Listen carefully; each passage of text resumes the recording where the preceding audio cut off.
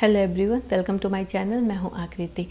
जैसे कि हम सभी लोग देख रहे हैं कि गर्मियों का टाइम शुरू हो चुका है और गर्मियों में बच्चों में या हो बड़े हों, सब में एक प्रॉब्लम होती है ओवर हीटिंग की या हीट स्ट्रोक की।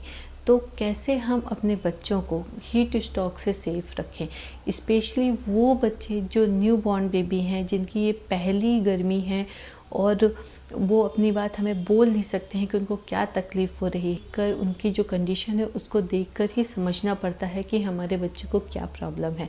तो आज का ये जो वीडियो है ये न्यू बॉर्न्स बेबी के लिए ही है, जो न्यूली पेरेंट्स हैं उनके लिए ही है कि गर्मियों के टाइम पे जब छोटा बच्चा रहता है तो उसको ओवर हीटिंग हो जाती है, इसका पता हमें कैसे लगे, हम कैसे बच्चे की हेल्प कर सकते हैं और कौन सी ऐसी कंडीशन है जिसमें हमें अपने बच्चे को डॉक्टर के पास लेके जाना चाहिए। तो इसी सब टॉपिक पे आज हम लोग इस वीडियो में बात करेंगे। इससे पहले आप चैनल पे नए हैं तो आप चैनल को सब्सक्राइब कर लीजिए और बेल आइकन को हिट कर लीजिए टाइमली नोटिफिकेशन के लिए। तो आइए अब सबसे पहले हम लोग बात करते हैं कि जो ओवर हीटिंग या हीट स्ट्रोक है वो एक न्यू बॉर्न बेबी को कैसे हो सकता है। तो जो सबसे पहली कंडीशन न्यू बॉर्न बेबी के साथ होती है कि ये तो सभी लोग जानते हैं कि हमें गर्मियों में बच्चों को बाहर नहीं लेके जाना चाहिए, लेकिन घर में भी कई बार हम कुछ ऐसे मिस्टेक कर देते हैं जिससे बच्चे को हीट स्ट्रोक जैसी कंडीशन हो जाती है। तो पहली जो कंडीशन है कि सपोज़ बच्चा एसी में है, वो कंफर्टेबल जोन में है, अच्छे टेम्परेचर में है और आप तुरंत ही उसको एसी से बाहर कमरे में ले गए जहाँ पे बहुत ज़्यादा गर्मी हो, वहाँ का टेम्परेचर बिल्कुल अलग है। तो ये जो चीज़ है वो बच्चे के लिए काफ़ी नुकसानदायक होती है, क्योंकि ये जो टेम्परेचर चेंज उसके लिए हुआ है उसकी बॉडी उतना जल्दी उस टेम्परेचर पे एडजस्ट नहीं कर सकती है।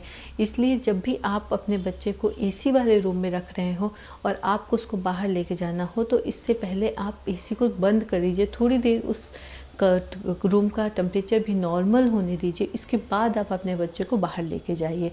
तो ये एक पहला कारण होता है छोटे बच्चों में हीट स्ट्रोक हो जाने का। दूसरा है कि अगर आप अपने बच्चे को कहीं बाहर लेके गए हैं और आप ऐसे टाइम पे गए हैं जो पीक आवर्स होते हैं गर्मियों के लिए, जैसे सुबह आपने 11 बजे से लेके 5 बजे तक का टाइम चूज़ किया है कहीं बाहर जाने के लिए, या फिर आपको किसी अर्जेंट काम से ही कहीं बाहर जाना पड़ गया, उस टाइम पीरियड पे आपने बच्चे को अच्छी तरह से कवर नहीं किया हुआ है और बाहर की जो गर्म हवा है वो उसको लग रही है, तो ये दूसरा कारण हो सकता है बच्चे को हीट स्ट्रोक होने का। तीसरा कारण है कि आपने बच्चे को एकदम से ठंडे पानी से नहला दिया हो, आपको लगा हो गर्मी बहुत ज़्यादा है तो जितना पानी ठंडा रहेगा उतना ही अच्छा है मेरे बच्चे के लिए। तो ऐसा नहीं है, चाहे कितनी भी गर्मी हो, लेकिन आपको बच्चे को एकदम चिल्ड वाटर से नहीं नहलाना है। वाटर का टेम्परेचर नॉर्मल ही होना चाहिए, तभी आप उससे बच्चे को नहलाइए। तो ये 3 जो कारण होते हैं, इन्हीं की वजह से बच्चों को हीट स्ट्रोक होने के चांस रहते हैं, स्पेशली जो न्यू बॉर्न्स बेबी रहते हैं, जो ना तो क्रॉलिंग करते हैं ना ही कहीं उनको बाहर घूमना रहता है। तो यही 3 कंडीशन की वजह से बच्चों को हीट स्ट्रोक या ओवर हीटिंग हो सकता है। कुछ ऐसे कारण थे जिनकी वजह से छोटे बच्चों को ओवर हीटिंग या हीट स्ट्रोक हो सकता है। अब हमें कैसे पता चले कि हमारा बच्चे में ओवर हीटिंग की प्रॉब्लम हो गई है। तो पहला साइन ये है कि बच्चे का शरीर जो है वो गर्म रहेगा, चाहे उसको फीवर हो या फिर फीवर ना हो तो भी बच्चे का शरीर हर टाइम गर्म रहेगा। दूसरा, उसकी जो हथेली और तलवे हैं उसमें बहुत ज़्यादा पसीना आएगा, वो उसमें हर टाइम पे पसीना आता रहेगा। तीसरा है कि बच्चा वॉमिटिंग जैसा फील करेगा और कई केसेस में ऐसा देखा गया है कि बच्चे बेहोश तक हो जाते हैं। चौथा जो लक्षण है हमें दिखाई देता वो है कि बच्चे का जो चेहरा है वो उसमें भी आपको रेडनेस जैसा दिखाई देगा। इसके अलावा बच्चे की जो बॉडी है वो डिहाइड्रेशन के साइन शो करेगी। बच्चा दिन भर में 6 बार से कम बार यूरिन पास कर रहा हो, वो बहुत तेज़ सांस ले रहा हो और उसके जो माउथ हैं वो ड्राई हो गए हों, वो रो रहा हो लेकिन उसकी आंखों से आंसू न गिर रहे हों, तो ये लक्षण अगर आपको अपने बच्चे में दिखते हैं तो हो सकता है उसको डिहाइड्रेशन की प्रॉब्लम के साथ साथ उसको हीट स्ट्रोक की प्रॉब्लम भी हो गई हो। अब हम लोग बात करते हैं कि ओवर हीटिंग की वजह से हमें बच्चे के साथ क्या क्या प्रॉब्लम फेस करनी पड़ सकती हैं। तो सबसे पहला जो एक मेजर चीज़ होती है बच्चों के साथ ओवर हीट हो जाने पे वो होता है डिहाइड्रेशन। जी हाँ, डिहाइड्रेशन को हम लाइटली नहीं ले सकते हैं। ये कई बच्चों के साथ काफ़ी सीरियस कंडीशन तक गया है। इसलिए अगर आपके बच्चे में डिहाइड्रेशन का कोई भी साइन आपको दिखता है तो आप उसको बहुत ज़्यादा फीड कराइए। अगर वो फीड नहीं ले रहा है तो आप तुरंत डॉक्टर के संपर्क में जाइए। इसके अलावा बच्चे में हीट स्ट्रोक की प्रॉब्लम तो आपने देखी ही है कि उसमें बच्चे को बहुत तेज़ फीवर आता है। इस फीवर में दवाई देने के बाद भी बच्चे का शरीर ठंडा नहीं होता है। तीसरी जो चीज़ है जो ओवर हीटिंग की वजह से बच्चे को हो सकती है वो हो सकता है हीट रैश। ये हीट रैश बच्चे की पूरी बॉडी में, उसके डायपर एरिया में, स्पेशली जहाँ पे पसीना ज़्यादा कलेक्ट होता है, हाँ, बॉडी के फोल्ड्स पे हो सकता है और इसकी वजह से बच्चा बहुत ज़्यादा इरिटेट हो सकता है।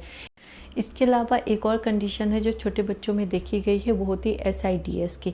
ये एक तरह की बीमारी है जो तब बच्चों के लिए जानलेवा हो जाती है जब बच्चे को अच्छा खासा फीवर हो, हमने उसको और ज़्यादा कपड़े पहना दिए हों, उसको और ज़्यादा ब्लैंकेट्स उड़ा दिए हों और बच्चा पेट के बल लेटा हुआ हो। इस कंडीशन में बच्चे की डेथ होने का रिस्क बहुत ज़्यादा रहता है। इसलिए आप अपने बच्चों के साथ इस चीज़ का ध्यान रखिए कि अगर बच्चों को फीवर है या फिर नॉर्मल कंडीशन में भी छोटे बच्चों को आपको पेट के बल नहीं लिटाना है। टमी टाइम दे रहे हैं तो फिर इट्स ओके, थोड़ी देर के लिए आप उनको कर सकते हैं, लेकिन जब बच्चा सो रहा हो उसको पेट के बल आपको नहीं लिटाना है।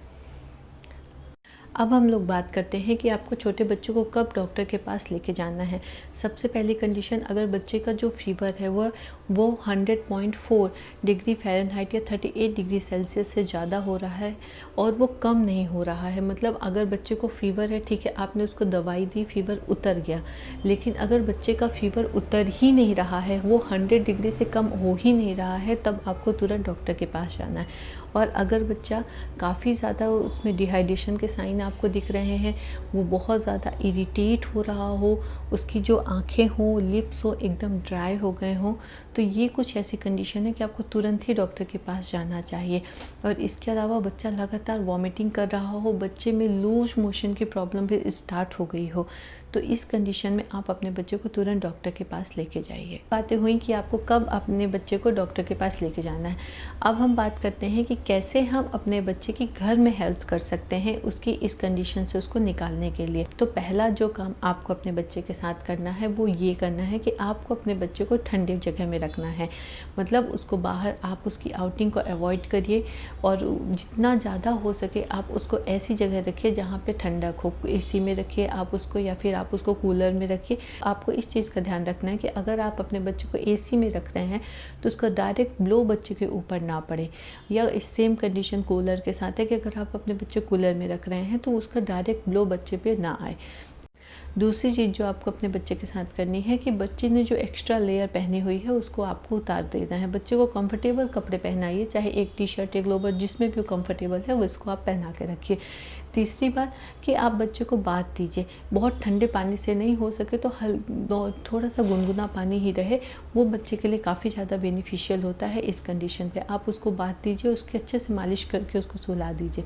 चौथी चीज़ आपको ध्यान देनी है, जो आप उसको रेगुलर फीडिंग कराते रहना है, चाहे आप फार्मूला दे रहे हो या फिर ब्रेस्ट मिल्क दे रहे हो, जो भी आप दे रहे हो उसकी जो नंबर्स हैं, जिस नंबर्स में आप उसको देते हैं उसको इंक्रीज़ करिए। अगर आप 10 टाइम्स उसको दिन भर में दे रहे हैं तो आप कोशिश करिए आप उसको 14-15 टाइम्स ऑफर करिए और इसको लगातार देते रहिए ताकि आपके बच्चे में इस टाइम पे डिहाइड्रेशन की प्रॉब्लम ना हो। तो फ्रेंड्स, ये कुछ इन्फॉर्मेशन थी जो न्यूली पेरेंट्स के लिए बहुत ज़्यादा हेल्पफुल होगी, उनको हेल्प करेगी उनके बच्चे की गर्मियों को स्मूथली निकालने के लिए। आप इस वीडियो को ज़्यादा से ज़्यादा शेयर करिए ताकि ये ज़्यादा से ज़्यादा पेरेंट्स की हेल्प कर पाए। Thank you so much for watching. मिलते हैं नेक्स्ट वीडियो में।